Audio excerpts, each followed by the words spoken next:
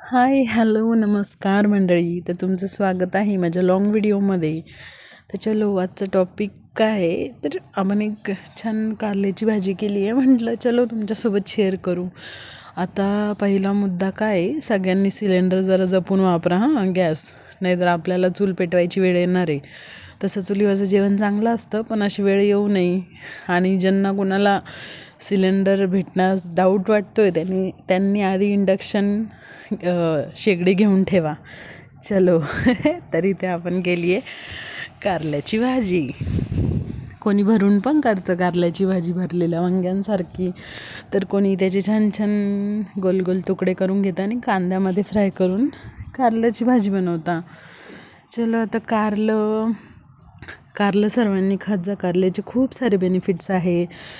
Diabetes control करतं, ब्लडला purify करतं, त्याच्यानंतर आपली लिव्हरची हेल्थ कारल्यामुळे छान राहते, त्याच्यानंतर कोलेस्ट्रॉल लेवल कमी करतं, इम्युनिटीसाठी सुद्धा छान आहे. आणि हिमोरेड्स वगैरे म्हणजे ज्या रक्ताच्या गाठी आहे त्यांच्यासाठी पण कारलं खूप उपयोगी आहे. त्यानंतर स्किनचे काही प्रॉब्लेम असतील तर.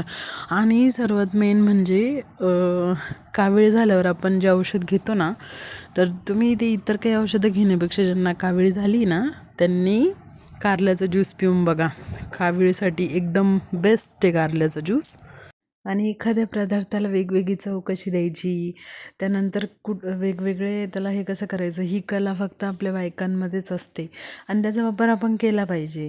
आता कारलं म्हटलं तर कारल्याचं तुम्ही स्टफ्ड कारलं बनवा, किंवा करेला फ्राय असतं ते बनवा, किंवा ज्यूस घ्या, किंवा कारल्याचं लोणचं पण खूप लेडीज बनवता. कारल्याचं लोणचं बनवून बघा. किंवा अशा क्रिस्पी रिंग्स असतात ज्याला कोट केलेलं जातं आणि त्याला डीप फ्राय केलं जातं. अशा काही क्रिस्पी रिंग्स बनवत जा कारल्याच्या. एक पदार्थ आपण आहे ना भरपूर विविध प्रकारामध्ये केला ना, तर तो आपल्याला खाल्लाही जातो आणि त्याचे बेनिफिट्स पण आपल्याला मिळतात. आणि आपण एकच टाईपची रेसिपी खाऊन बोर नाही होत. हा मेन मोटो आहे त्या गोष्टीतला. तर असं एक प्रकार न करता डिफरंट प्रकार ट्राय करत जा. आता कारल्याच्या भाजीमध्ये काही जण गूळ टाकता, काही जण साखर टाकता थोडी, तो कडूपणा जायसाठी.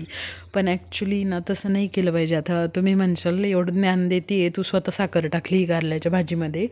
तसं नाही आहे. आता थोडंसं कडू लागतं ना म्हणून थोडीशी साखर टाकतो आपण, पण असं नाही केलं पाहिजे. जी ओरिजिनल टेस्ट आहे ना कारल्याची तीच राहू द्या आणि तसंच खायला ट्राय करा.